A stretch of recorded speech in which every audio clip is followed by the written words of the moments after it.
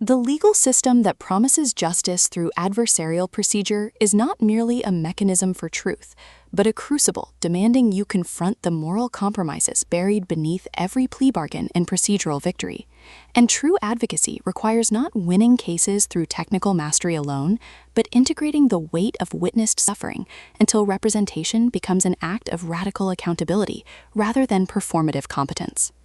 In Last Resort, Scott Pratt transforms the legal thriller trope into profound exploration of juridical sovereignty and post-career healing, proving liberation isn't found in courtroom triumphs. It's forged in honoring the person beneath the brief, when every institutional pressure demands you remain advocate above all else. This psychologically precise narrative makes every cross-examination feel like both duty and reckoning, where consent to defend is negotiated through ethical clarity rather than assumed obligation, and peace means protecting your humanity when the docket demands you sacrifice it for precedent. From courthouse marble and stale coffee narration, listeners enter worlds where juridical syntax and presence is the only unbreakable verdict, perfect for fans of emotionally intelligent legal fiction where male vulnerability defies genre expectations. When veteran attorney Joe Dillard takes on a seemingly unwinnable capital case expecting professional closure, he discovers the defendant's plight mirrors the exact suppression he's endured beneath decades of performative stoicism. And junior associate Alara Vance's quiet refusal to accept sanitized case files creates partnership defying firm hierarchy. Navigating evidentiary minefields and varied attractions, Joe realizes this trial isn't about acquittal but recalibration, with Pratt avoiding reducing Joe to weary crusader or Alara to ambitious protege, instead crafting radical reciprocity within constraint, where trust is earned through honoring boundaries even as stakes blur them.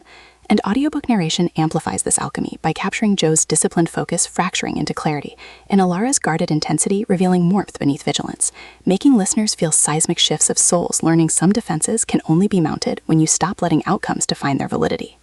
What elevates this beyond typical legal fare is portraying juridical intimacy as somatic practice rather than procedural spectacle, with Joe confronting how legal culture equated worth with utility, while Alara creates sanctuary where his doubts exist without diminishment, their relationship evolving through shared silences during late-night prep, bypassing performance, rhythms protecting both case integrity and psychological safety, and mutual defense against partners mistaking conscience for incompetence, supported by court staff encoding suppressed grief, elders carrying intergenerational weight, and the justice system itself absorbing centuries of unspoken bargains, reinforcing that in extraction-based systems, tenderness toward process is technique, and presence is sustainable resource, with legal strategies mirroring emotional attunement, and jury selections becoming metaphors for earned trust. For audiobook listeners, this production is immersive descent into sacred advocacy, with narrators embodying Joe and Alara with remarkable distinction, sound design anchoring existential stakes through distant gavel strikes, rain against courtroom windows, and hushed breath syncing with moments of clarity, pacing mirroring trial cadence from deliberate reflection to surging awakenings, ultimately redefining legal thriller by centering male emotional labor within juridical frameworks,